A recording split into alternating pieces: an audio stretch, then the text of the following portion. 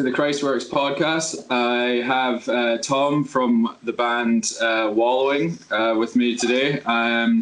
So yeah, Tom, do you want to introduce yourself a little bit? Hey, Wallowing as a band. I'm Tom. I play guitar in Wallowing. It's like just a stupid, ridiculous, extreme metal project, pretty much. We just try to be as stupid as we can and see how much we can get away with.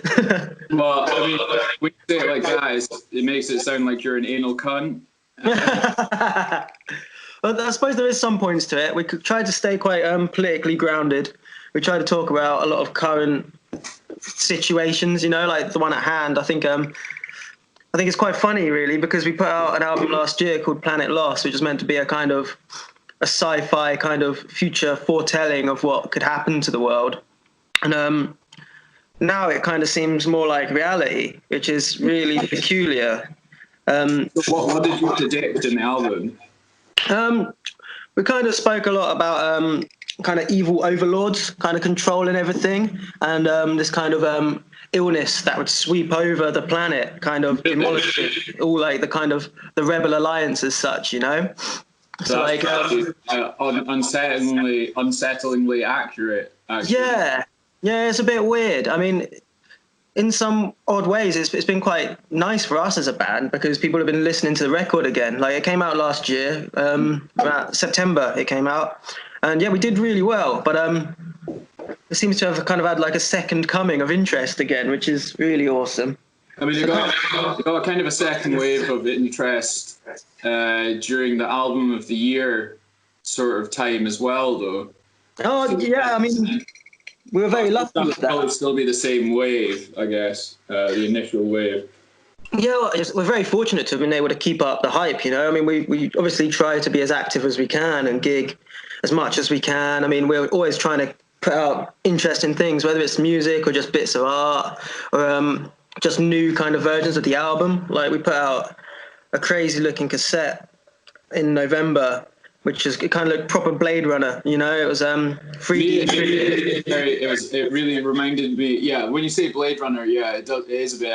It had the texture of plastic on it had a very 70s feel. But what I initially thought of when I saw it, it was very in line with Halo. Oh, okay, I like that.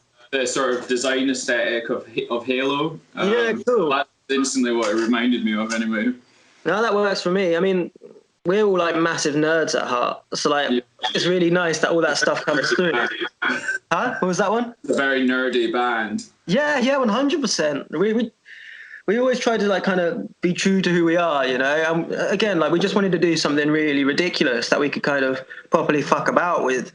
So like, yeah, obviously we wear the beekeeping outfits on stage and stuff, and it's just us just like getting high or having a few beers and thinking, what could we do that would be entertaining for us? Yeah.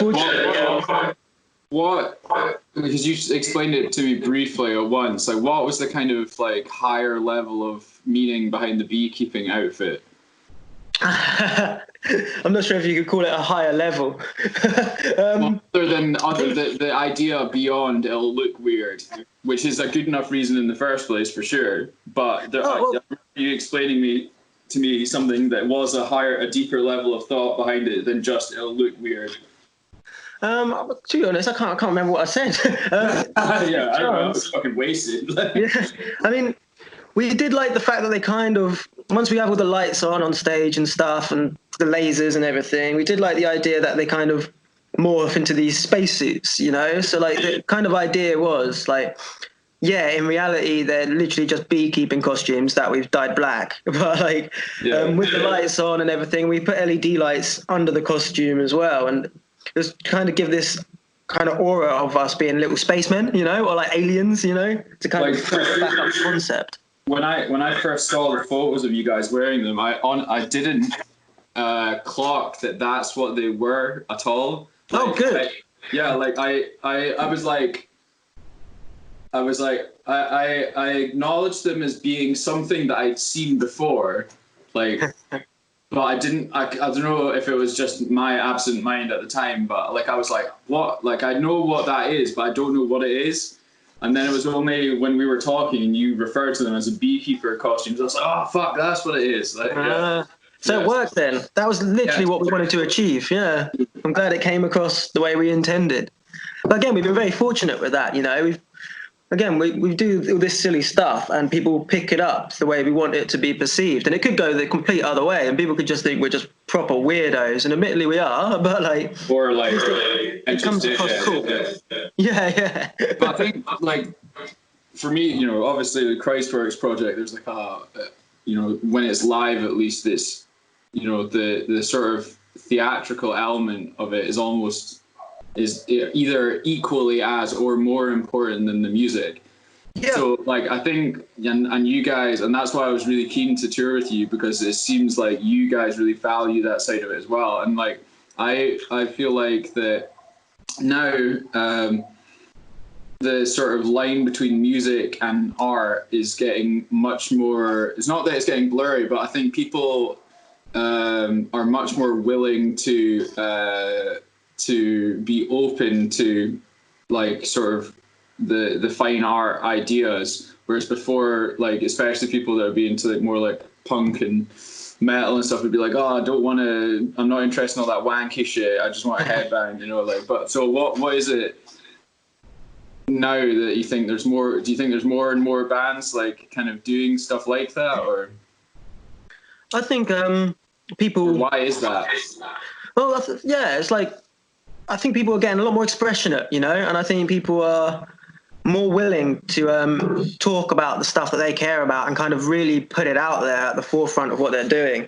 So like, yeah, with bands like Wallowing and CHRISTWVRKS, you know, obviously we want to give an immersive experience that kind of puts across how we're feeling or what we want to explain, you know. And sometimes that's quite hard with heavy music, especially again, yeah, with both our projects, you know, they're quite heavy, they're quite raw, and we admittedly may have all these really detailed lyrics, but maybe they may not come across 100% of the time because of how heavy everything is. So if you can kind of portray that in other ways, I think that's really good, you know. And yeah, like with everything going on in the world at the minute, I think there are more bands kind of doing this because there's just so much more to say in general, I think. And yes, it's nice to see, you know, it's nice to see people being willing to be creative and immersive. And yeah, I think art is the right word for it, you know. It's nice to see artists going out there, and it doesn't stop with the music. It goes one step further. And you're not just at a gig, you know, you're at an art show. You're kind of immersed in something that isn't just like orally exciting, it's visually exciting as well. And you come away from it hopefully quite in awe of the experience and quite taken back, which is definitely what Wallowing intend to do, and I'm sure CHRISTWVRKS do as well. Yeah, no, totally right. That it's like we do, collectively we talk about going to see a band perform, but I feel like there's no reason why that a band performing it can't be like a production, you know, or like, well, I mean, it is actually when you talk about much more like bigger, more famous bands that do, you know, who have more money behind it, they do put effort into making it a production, like a theatrical production. And, you know, there are people whose job it is who have theatre backgrounds who take, you know, like Metallica and make it, and they go like, how can we make this into like a big, like theatrical thing?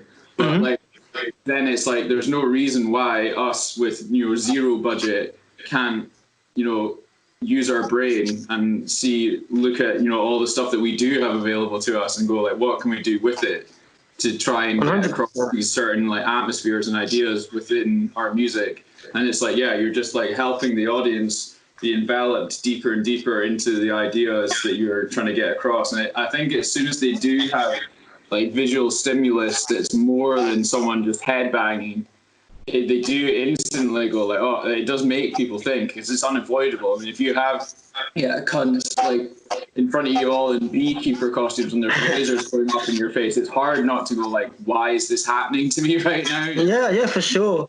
I think it's more engaging as well, you know. I think if you want to kind of grab people's attention, it's the best way for it. I think no, again, we see a lot of bands who just kind of go up and do the bog standard thing, which is excellent. Like, there's nothing wrong with that. I really thoroughly enjoy going to see live music, no matter like what band or what kind of thing it is. But if you want to really like grab someone's attention and let them know that you're doing something, you know, it's a good way to do it, even if it's just something as simple as a smoke machine, you know, or like a couple of lasers here and there. It really, really helps, you know, and it can definitely give you a platform to push your music further, I think.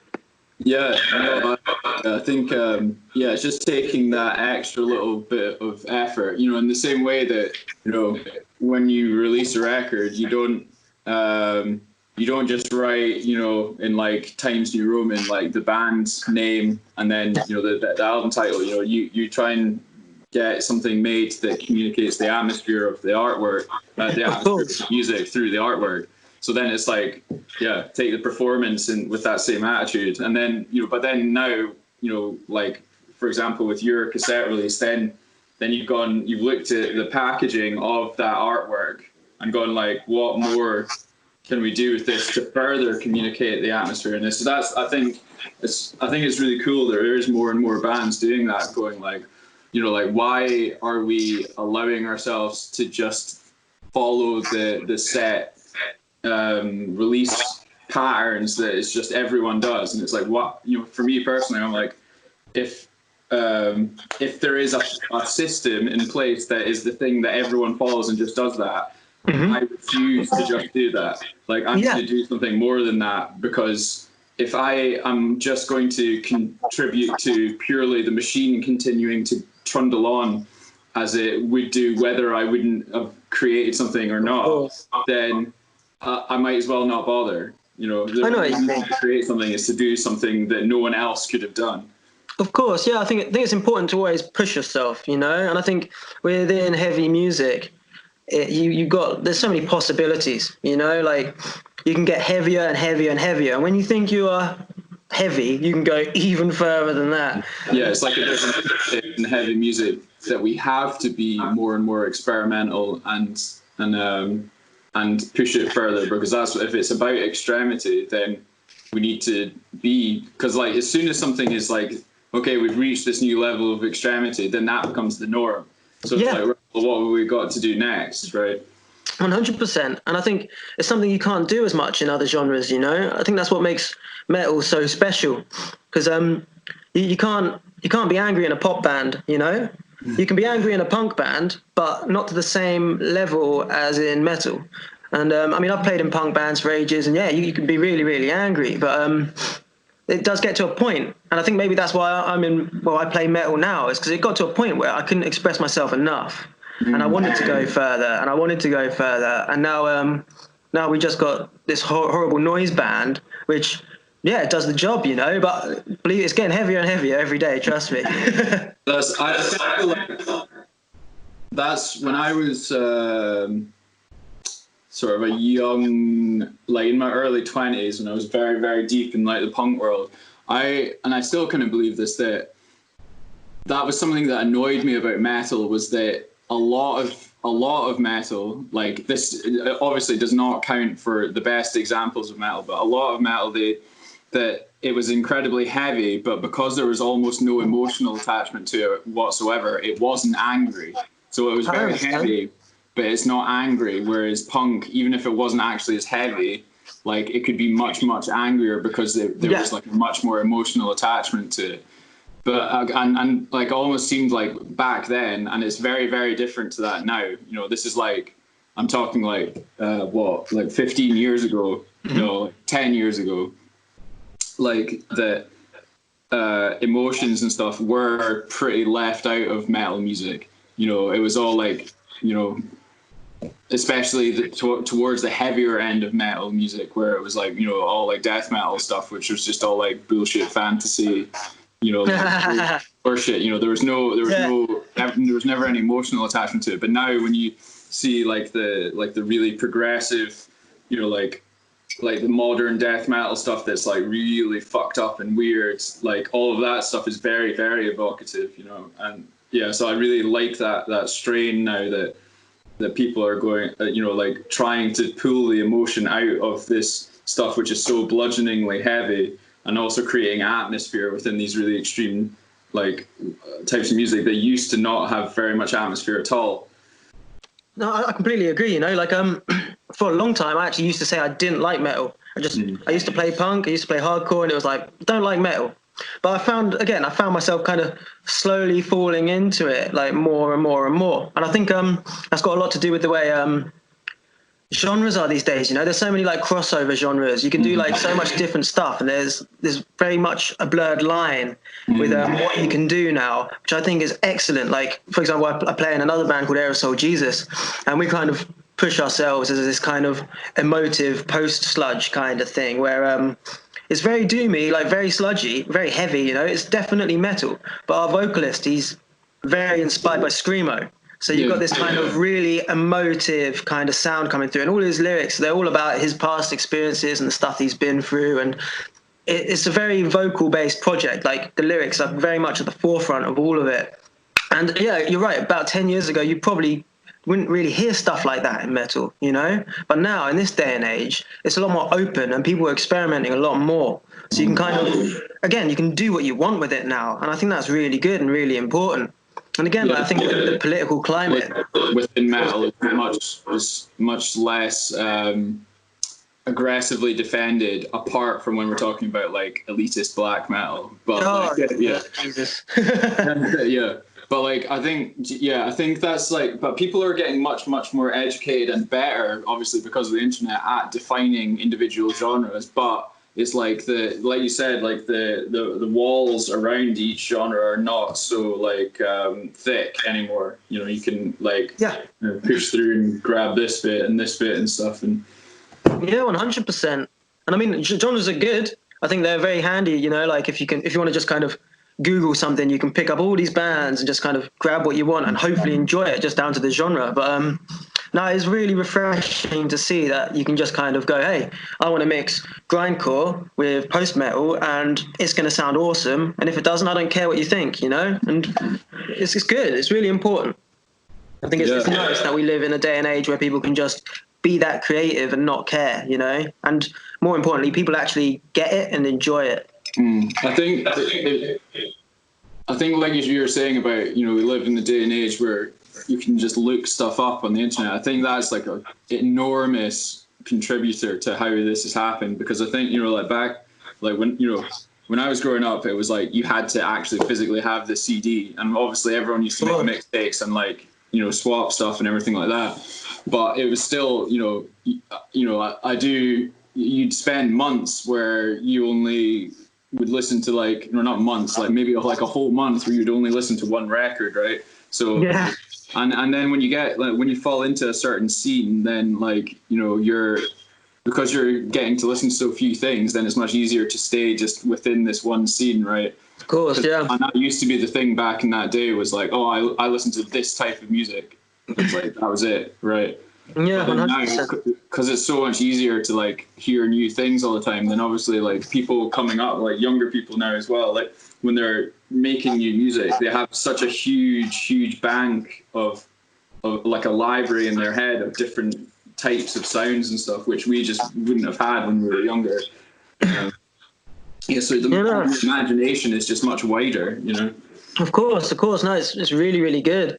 I mean, I used to live in quite a small town, and I just had a similar thing myself, you know. I think I was lucky in the fact that I was just getting into heavy music when MySpace started appearing. Yeah. So, I mean, I was very lucky to be at the beginning of that and kind of have that kind of access to those utilities. You got the 4 tracks, and then that was it. That was it, yeah. But, I mean, that done wonders back in the day, because I was in a very small town, and we had a kind of like a youth centre which would put on gigs once a month, and they'd ram out, like it was so impressive, like some of the busiest gigs I've been to, honestly, especially in like the kind of underground scene, and that was when I was like 13, 14. And but they'd kind of, not in a bad way, obviously, because it was just like one person or 2 people running it. It was kind of like they picked what you'd listen to, you know. So all of us, we like the same stuff because we were only exposed to a certain amount of music. And then obviously, like MySpace came along, that really helped stuff. But I've since moved to Brighton, and you find like being in a creative space like that really helps as well, because you can kind of, I mean, every night there's so much different music going on all the time. Like we got a really booming hardcore scene, really booming just like kind of your classic angry punk scene, metal. Like you can just kind of pick and choose, and it's really good that. I mean, I'm lucky enough to live in a place like that, you know. It's so nice to be around so many creative people constantly, and yeah, I think that definitely helps broaden the mind as well. Yeah. Do you think you like Wallowing get labeled as a particular thing? Yeah, I mean, we tend to be put down as like black and sludge, which I think is fair enough. You know, like, enough. I'll take it. Yeah. Yeah, I'm not really going to argue with that. I can understand like the influences in that, but I mean, we want to do a lot more with kind of like faster stuff. I think we want to keep people on their toes a bit more. Like, obviously, we put out the first release, and that shocked a lot of people, which was good. And now I think we're going to try and completely contradict that release in the next thing we do, because I think everybody will expect something quite slow. I mean, obviously, we had that one fast section on the album. I think we're going to play on that a bit more, just to kind of not box ourselves in, you know? Yeah. I think the last thing nobody wants to be boxed in. As long as it has that same atmosphere. 100%. You know? So like, we were talking just before we started recording about the pandemic and how it's sort of affected you. Like, are you still managing to be creative and stuff, or? Oh, 100%. Like, I think much like as you said yourself, like I think when you're creative, and you've got to go and do your job and you've got to go work around that, it makes it really hard, and it can get quite stressful as well, you know. Like I found myself, especially before this all kicked off, getting to almost like a breaking point where I had so much on my plate with work, and I knew I had all this music stuff on, and much like you, I'm one of those people who there's never enough, you know. So again, I play in a couple of bands and I do stuff for Astral Noise, and there's always a lot on my plate, which I enjoy. But when real life gets involved, you're like, why did I say yes to all these things? But yeah, that's literally it. Yeah. But now I've kind of I've got that opportunity to just fuck about, you know, do what I want, kind of put that energy into the things that I want to do. So yeah, like I've been doing a fair bit of writing for the new Wallowing stuff. I've been able to chat with people about the Aerosol Jesus release that's coming out. I start marketing that, start getting some plans down. All this stuff that I kind of feel is important to me, you know, but maybe to the average person, they've obviously put their job first or something. But it's nice. It's really refreshing. I mean, obviously it's a really bad situation, but for me, it's nice to kind of take a step back and just do creative things. I think I was always made for that, you know. So yeah, it's good to finally just have a bit of time to write some music, start planning for something new, and yeah, just get on with the stuff I love, you know. Yeah, exactly. It's like you're uninterrupted. That's the and it means you can just keep following. You know, and you literally can live live out your day in the way that you see fit for making it most productive. Yeah, of course. I mean, I'm one of those people who I don't like to force being creative, you know. I want it to flow quite naturally. So if I've come back from work and I'm feeling stressed or I'm feeling tired, I can't be creative because I feel like I'm forcing something out. And to me, if I force something out, it sounds forced, you know. It doesn't sound natural, and I think that really comes across in the music overall. So in a situation like this, I could write some music, or I could sit down, do something else for a bit. But I find that energy kind of builds up to a point where I really, really want to write music, you know, and I can sit down and all this creativity flows out of me naturally, as opposed to being just pushed out because I feel I've only got an hour here to focus on it. And yeah, that's nice. It's really refreshing. So yeah, I'm definitely using the time to my advantage for sure. Yeah, that was a huge game changer for my tattooing, like drawing for tattoos, was when I realized that, you know, when I get to that point where, and you have it when you're playing guitar and stuff as well, when you're like, you get to that point and you're like, I just need to finish this, but it's really fucking me off and I'm getting really frustrated and like impatient and stuff. And at that point you just go, fuck it, I'm just gonna like come back to it later, because whatever I do now will be not as good as it could be anyway. And, you know, ideally I'll redo all that. And so the best case scenario, I'll have to redo it all, and then worst case scenario, I'll just leave it as it is, and it won't be as good as it could have been. 100%. No, you're right. And I think that it was a good move to do that. You know, like I think with the Wallowing album, I think I wrote that over a good couple of years. You know, I didn't want to push it out or force it in any way, and it took a lot of time. And being honest, I don't think I'm like the best guitarist or the best musician. You know, I'm not up my own arse about it. I think I'm very raw when it comes to my playing style and what I do. I'm not the most technical player and anything like that. It is all based on expression and emotion. So it's very important for me to be able to take that time and not rush, you know. Otherwise, it just doesn't sit right with me, you know. I feel it's very important for any musician to just kind of be really organic about the process you do things, because it does show, whether you know it or not. When you play it live or when it's on a recording, I feel like it does show. Yeah, for sure. I think that last little bit is that's what tips things over and to being from like sort of like, yeah, this is pretty good, to like, that's great, you know. And it's like that little tiny bit of extra effort and sincerity. Like the example that I give, the most poignant example I've had of it in my experience is when me and Jack Peppier were recording one of the Godhole records. And you know, came to him doing like his solo, you know, like his takes for the bass, and he, you know, like he did his first take, and he played it technically, like, you know, like there was no mistakes, right? Yeah. I stood there and played it, and I was like, "What are you doing?" And he was like, "I'm playing the bass," and I was like, "No, like play it like you do when you're doing it live. Yeah. Like have your bass face on when you're doing it, you know." Like I was like be like, oh, like that in it, because like that tiny little bit of difference, you know, you can hear that level of regression in the playing rather than just being technically correct, you know. Yeah, no, 100%. I mean, I didn't have guitar lessons for very long, but when I did have guitar lessons, they were off the Wallowing bassist's older brother, and he said the exact same thing to me. He was teaching me some riffs once when I was like 12, 13, and he said, right, stop playing it so efficiently, I suppose would be the word to use. He said, feel it, you know, make sure you kind of feel each note and kind of groove with it. Make sure you're enjoying playing it. And yeah, it does make a world of difference, you know. It's not really something you'd think about, but oh my gosh, yeah, it really, really helps. And that's always stuck with me. Yeah, that's the kind of thing that's like a computer could never tell the difference between those two things, you know, but it's something that even without really understanding, and a person who isn't so like literate in music as like someone like people like us who are making it, it's like something that indescribable that taps into you, that, you know, like everyone experiences it, the difference between like music that is very, very sincere and music that is made just to fill in silence.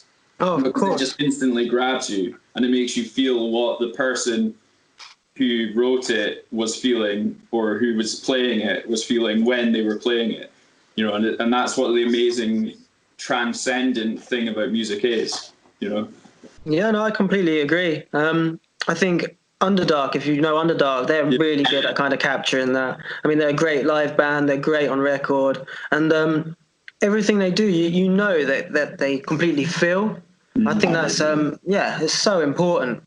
I've liked them for years. I've put them on a couple of times with Astral Noise, and constantly they're blowing me away because they are so emotive in their playing and their musicianship, and just their overall sound, you know. I think it's good. It's really, really good, and it's nice to see. I think we're very, very lucky to have bands like, especially in black metal, you know. I think it's really nice to see this new wave of black metal, and it's all left wing, and it's so nice to see people combating, as you said, the elitist black metal out there, and kind of taking it and turning it into something positive. Yeah. I mean, you're like me in that you're coming from like a more punk background, and like I'm like seeing what's happening like with black metal now, and I'm like, this is just exactly what happened with punk, but it's happening 20 years later, because, you know, obviously black metal was 20 years after punk, so like like it's just, it's the same arc, right? And yeah, for sure. I think people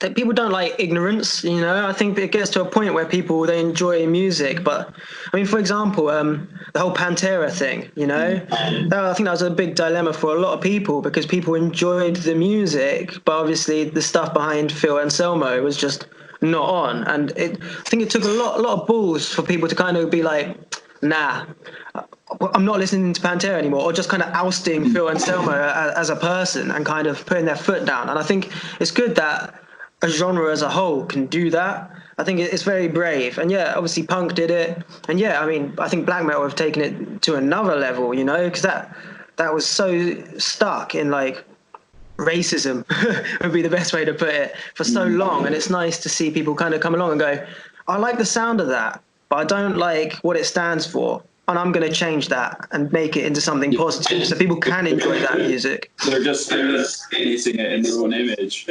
Yeah. No, it's really, really good. And like, yeah, props to all the bands who are doing that. Dawn Raid are fantastic, you know.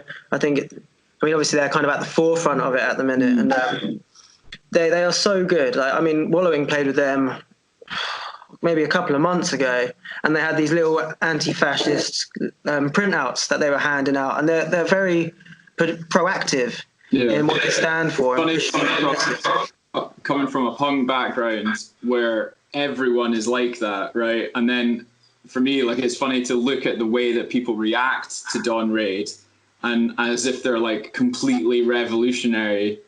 And we're like, yeah, that's just what everyone does, right? It's just like, you know, and they're saying things that, you know, I've been hearing bands say for my whole life, or my whole life since my adolescence. But, you know, it's like, but the way that they're treated by the, you know, like the sort of metal, like press is really funny to me. Like, I'm like, no, like,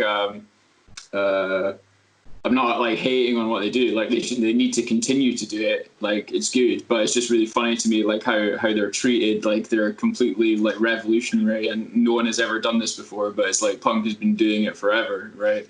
I think it's solely, again, just down to what black metal was. You know, I mean, when you look at artists like Burzum and that, who kind of were very popular and kind of pushed black metal to what it was today. I mean, obviously, Dawn Raid, they've kind of flipped that on its head, and I think it's the complete kind of contradiction of what that genre originally stood for is why it gets so much good press, you know. I think it's just really impressive, I think, in the eyes of press, to see a band come from a genre that has so much hate behind it and turn it into something so positive. So kudos to them. Their success as well is also a testament to the fact that there was a lot of people that were actually wanting that to happen. Of course. Yeah, I think it takes a certain kind of artist to kind of be as daring to do that. Because I mean, the amount of Astral Noise press that has commented on black metal and bands like Dawn Raid, and they'll put it up on Facebook in these various like kind of like musically aimed groups, and the amount of hate that we'd get just for posting about the new wave of black metal or anti-fascist black metal. Loads of people will come and be like, oh, that's not true black metal, and they'll like, there are a lot of people out there who are still quite racist, you know, and it's still also quite true, and it's awful. Black metal's party line is actually that it's not political. So they're constantly saying that it's like, oh, black metal is not political, but then they say, so maybe, I mean, they could make the argument that they're saying that it's not true black metal because it is political, but I think really what they're saying is it's not true black metal because it's the wrong type of political. Yeah, I think you're completely right. I think anything's political ultimately, especially if you're going to start commenting on race and stuff like that, you know. It gets to a point where I mean, yeah, if they're going to go around with just with all the Nazi stuff, you know, if you're going to like support that, then you're instantly political. There's no way around it. You can say you're not, but if you're going to start putting out music which is specifically aimed for white people, that's political. There's no two ways around it. And yeah, you can be like, oh, it's not political, it's freedom of speech. But no, you're being racist at the end of the day. You're not being fair. You're not being right. And I do think there's if you go back like maybe like 5 years, there was very few black metal bands that were like out and out political, and I kind of feel like in the same way that the whole Trump phenomenon has happened because of the explosion in left-wing rhetoric in the zeitgeist of the world, right? And then you get these right-wing people that really, really fucking don't like being told what to do. Well, 100%. So what's happened now is that like metal in general has become more and more left-wing in general, and then you get all these guys who are quite misanthropic and stuff anyway. Hang on, my dogs are fighting. They're quite misanthropic and stuff anyway, and they're the kind of like childish right-wing people that don't like being told what to do. So then they kind of get deeper entrenched within these like negative modes of thinking, in the same way that like these people that would have been reasonable humans but slightly right-wing leaning, but then you tell them over and over again that they're wrong and that like everything they think is stupid and that they're stupid, and it just basically pushes them further and further away from like left-wing politics, and they just go like, oh well, if I'm not that, then I'm like must be the opposite, right? So like my problem is that I'm not sure how productive like really brutally calling out people and like I feel like shutting down shows and stuff, it kind of entrenches these people deeper and deeper in these negative worlds where it's them versus everyone else, and there's no hope of reconciliation, and there's no conversation or anything. It's like basically like we're the left-wing people and we're fucking right and you're the Nazis and you can fuck off. which is like it's true, but we're not gonna solve it by being like that, No, I do completely agree with you, actually. It's one of these things that I see, like, I mean, just for example, you can look through Facebook at the minute or anything like that, and the amount of people who are making this pandemic like incredibly political. Like if you say the government aren't doing a good job of looking after people, someone will come along and call you a labor synthesizer or something like that. And it's intense, I mean, I know people who will instantly just flip and be like, oh, you're a Tory, blah, blah, blah. And I do agree with you. I don't think that is right. I think that's labeling like that, and the flippant nature of being like, oh, if you're not this, if you're not thinking exactly the same as me, then you're like a Nazi or whatever. Yeah, no, I know what you mean, and yeah, I completely agree with you. There should be there always needs to be like a calm attitude and that kind of opportunity to discuss things like human beings, because you're 100% right. Like we're kind of pushing each other away by being so vocal about stuff. I think with black metal it's slightly different. Yeah, I mean everybody's allowed to have their own opinion for sure, but I think we're all past that point where you can really hate on someone for the color of their skin or something like that. I think that's kind of too far, But there always needs to be that open dialect, and you need to be able to chat with people and like humans, Because I mean, ultimately, at the end of the day, like we're all one. Like this planet is ours, I think the fact that we can kind of put up borders and this and be like, oh, this is a country, we hate each other. I think it's all silly, I think the world is not going to progress unless we start treating it as one world and as one massive community. So yeah, I think hopefully things will change and people will be able to chat a bit more calmly with each other. I'm not sure whether that will happen or not, but I really, really do hope for the best. Who knows? It's pretty up in the air at the minute. I think it's quite scary times, and yeah, who knows which way it's really going to go now. But yeah, I'm 100% on the side of having conversation with people, definitely, and kind of hopefully putting massive band-aids over everything that's already happened and healing things for sure. Yeah, cool. So like in the nature of talking about healing things, you guys are doing you're releasing a live version of your album, and the sales of it are going to funding the NHS, right? Yeah, so we took one of the tracks from our set at the Nottingham show that we played with CHRISTWVRKS, and we put that up for just £1. And so far it's done really well. You know, we've given all the money over to the NHS. We've put it out through Sludge Lord and Astral Noise Records, in the hopes of just reaching more people with it. And the idea is we're going to pool all the money together once all the donations fizzle out, and pass it on to NHS. But I mean, as it stands now, like, a lot of people have been purchasing it, so hopefully we can keep it up for quite a while, and hopefully those donations will keep coming in and we can give over a considerable amount. So far, it's been going really well. We've had a lot of good reach with it. Like, we've been quite lucky to have it been played on a few podcasts. We got a radio show from America write a nice piece about it today, which is quite good. Really appreciate it. It's nice to see it reach so far. And we're just going to see how long we can keep pushing it. Money to? Was that, sorry? Where is it exactly that you're going to put the money to? Like, which charity is it? Oh, I think I haven't got it written down at the minute. It's Richard from Astral Noise. He has it somewhere. I think it's just to the main low level kind of NHS. Can't remember off the top of my head. I'm sorry. Yeah. It's a bad question to ask. No, it was one of those things, where I said, let's put it all to the NHS. We put everything up, and then Richard turns around to me and he goes, what sector of the NHS are you putting it to? And I went, there's more than one. I've left that with him to sort. No, exactly. But basically, we're all going to pull it together. I'm going to really, like, you guys inspired me to do the same thing. So I'm going to release some unreleased material like next week, I think, and it's gonna be the same deal. But so when I was asking you, I was like, because I'll just use the same one, right? So actually, as we speak, trying to find the link so I can let you know.